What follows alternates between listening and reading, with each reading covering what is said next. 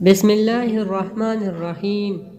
سیدنا ابو ذر رضی اللہ تعالیٰ عنہ سے مروی ہے، یہ ایک طویل حدیث ہے۔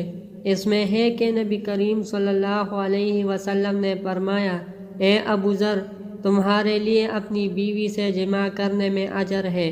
انہوں نے کہا، میں نے اپنی شہوت پوری کی، اس میں اجر کیسے ہوگا؟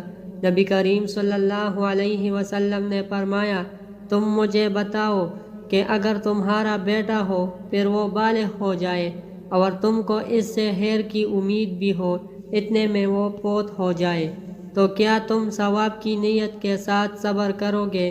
اس نے کہا، جی ہاں۔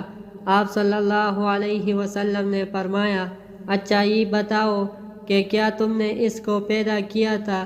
انہوں نے کہا، جی نہیں، اللہ تعالیٰ نے اس کو پیدا کیا۔ آپ صلی اللہ علیہ وسلم نے فرمایا، کیا تم نے اس کو ہدایت دی تھی؟ اس نے کہا، نہیں، بلکہ اللہ تعالیٰ نے اس کو ہدایت دی ہے۔